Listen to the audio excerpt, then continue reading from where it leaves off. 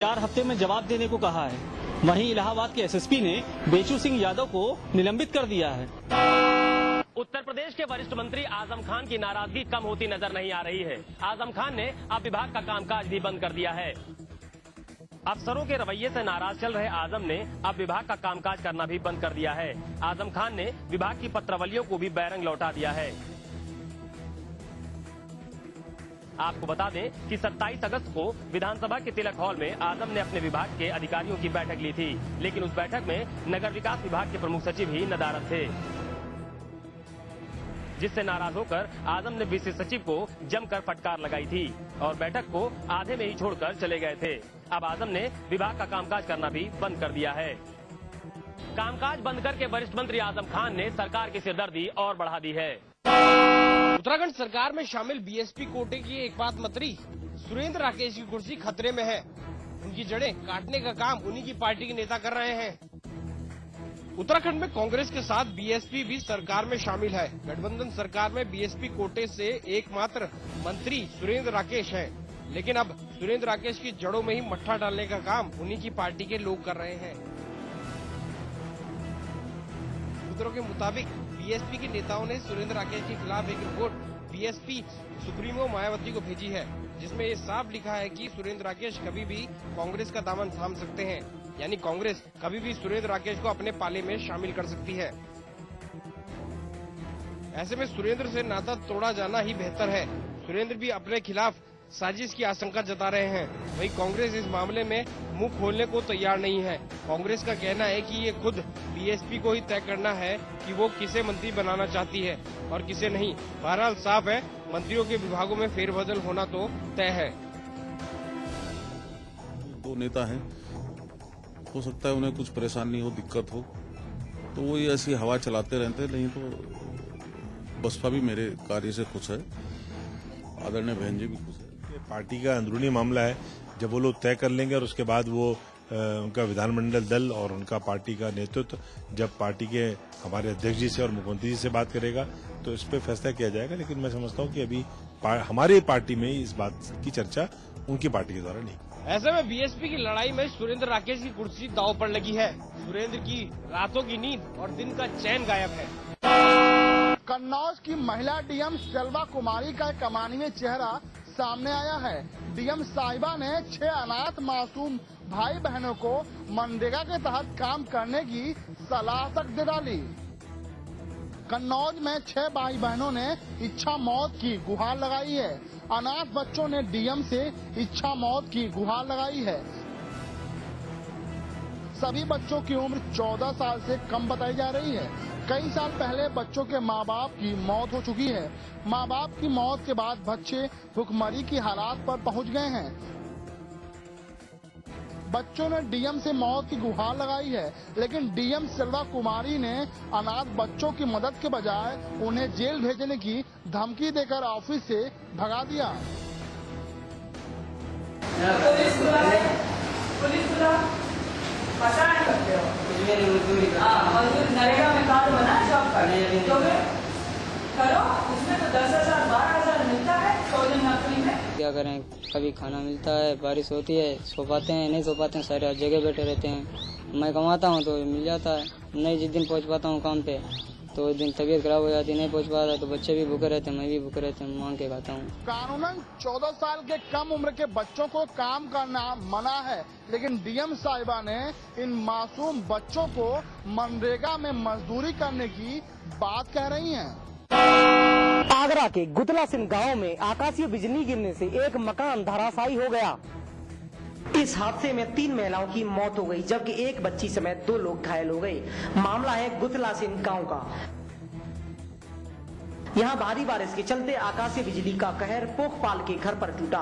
बिजली गिरते ही पोखपाल का पुराना मकान धराशायी हो गया और परिवार की 3 महिलाओं का मौके पर ही मौत हो गई, जबकि एक 7 वर्षीय बच्ची समेत 2 लोग घायल हो गए। इस घटना के बाद वहाँ उप जिलाधिकारी भी पहुँच गए। मौके पर पहुंचे एसडीएम ने आपदा राहत कोष से 1.5 लाख रुपया मुआवजा देने की बात कही है। बाबा रामदेव ने सीएम विजय बहुगुणा पर भूत प्रेत का साया बताया है और इस बयान के बाद बवाल मच गया है। योग गुरु बाबा रामदेव केंद्र सरकार को छोड़कर उत्तराखंड के मुख्यमंत्री विजय बहुगुणा को आड़े हाथों लिया है। दरअसल हरिद्वार के आपदा राहत के मुद्दों पर मीडिया से बात करते हुए बाबा ने कहा कि उत्तराखंड के मुख्यमंत्री विजय बहुगुणा पर ऊपरी हवा का साया है, यानी मुख्यमंत्री साहब के ऊपर भूत प्रेत का साया है। बाबा के इस बयान पर हरिद्वार के कांग्रेसी नेता बाबा को कटघरे में खड़े कर रहे हैं। कांग्रेसियों का कहना है कि केंद्र सरकार से बौखलाकर भूत प्रेत की बातें कर रहे हैं। बाबा अपने खिलाफ ही हो रही जांच से घबरा गए हैं। कुल मिलाकर बाबा और कांग्रेसियों के बीच ये बदजुबानी तेज हो गई है। रामनगर हिंगोड़ा गांव में अज्ञात युवक का शव मिलने से सनसनी फैल गई। युवक का शव रात लगभग 11 बजे नेशनल हाईवे 121 रानीखेत रोड पर रिंगोड़ा गांव के पास इस युवक का शव सड़क किनारे मिला, जिसे 108 एम्बुलेंस सेवा से मृत अवस्था में रामनगर अस्पताल में लाया गया। युवक की शिनाख्त अभी नहीं हो पाई है। युवक की उम्र लगभग 30 साल बताई जा रही है। इसके सिर पर गहरी चोट के निशान बताए जा रहे हैं। पुलिस इसकी छानबीन एक्सीडेंट और हत्या दोनों पहलुओं को मानकर कर रही है। मथुरा आरटीओ ऑफिस शुरू से ही अपने कारनामों को लेकर विवादों के घेरे में रहा है। कई बार इस पर शिकंजा भी कसा गया है, लेकिन अभी तक यहाँ कोई भी बदलाव नहीं हुआ है। यहाँ बाहर बैठे दलाल फर्जी लाइसेंस बनाते हैं। यहाँ तक कि मुंबई हमले के आरोपी अजमल कसाब का फर्जी लाइसेंस भी यहाँ से ही जारी हो चुका है।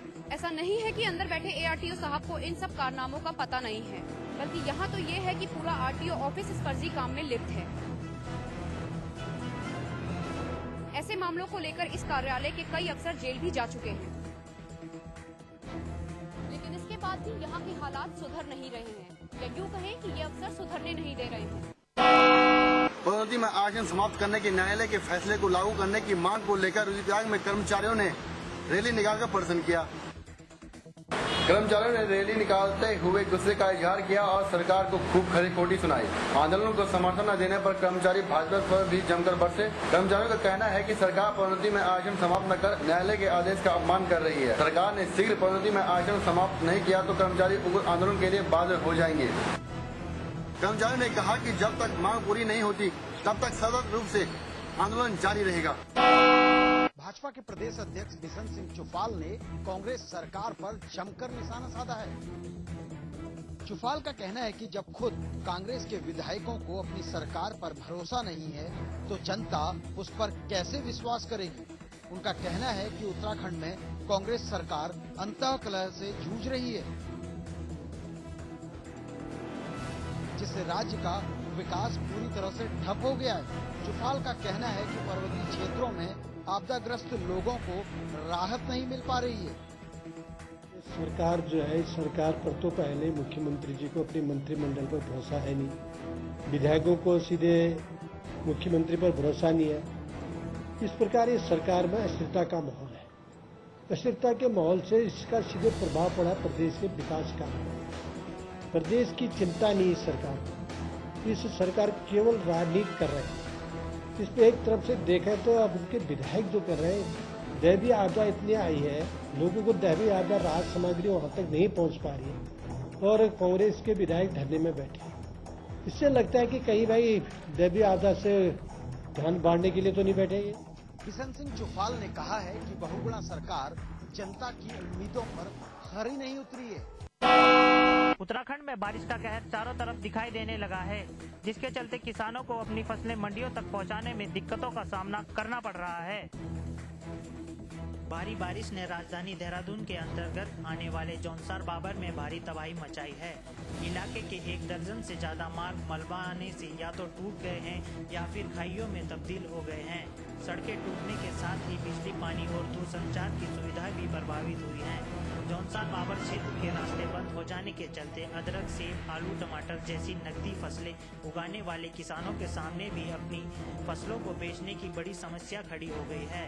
पहाड़ी इलाकों के रास्तों की ये बदहाल स्थिति यहाँ आने वाले पर्यटकों के लिए भी परेशानी का सबब बन रही है। देहरादून के आसपास के पर्यटक स्थलों तक पर्यटकों को जाने में खासी दिक्कतों का सामना करना पड़ रहा है। गोरखपुर के खोराबार के सिकतौर गांव के पास बीती रात एक 25 वर्षीय युवक की ईंट से पीट कर हत्या कर दी गई। सुबह जब गांव के लोगों ने लाश को देखा तो आग बबूला हो गए और हाईवे पर जाम लगा दिया।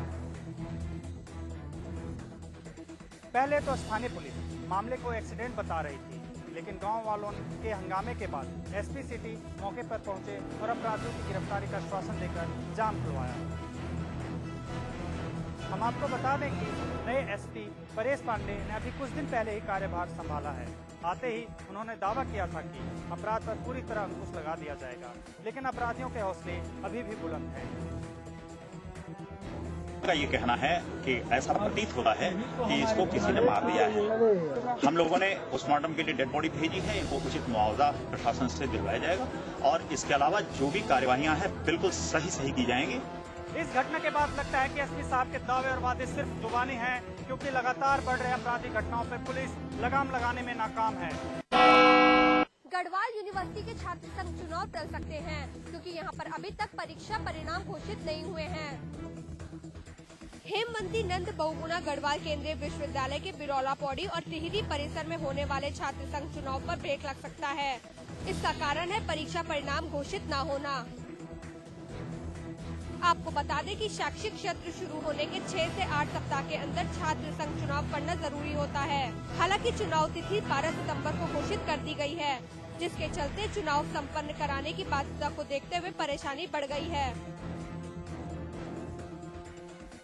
गढ़वाल केंद्रीय विश्वविद्यालय में अभी बीए और बीएससी प्रथम वर्ष समेत पीजी सेमेस्टर परीक्षाओं के परिणाम अधर में हैं। देखिए, सबसे पहले तो मैं ये बता दूं कि किसी भी भारत का कोई भी नागरिक है उसका अधिकार है मताधिकार, और विश्वविद्यालय प्रशासन की जो ये लचर कार्य प्रणाली है जिसके कारण कई परीक्षा परिणाम नहीं आ पा रहे हैं, जिसके लिए कि सीधे तौर पर मैं विश्वविद्यालय प्रशासन को जिम्मेदार मानता हूं।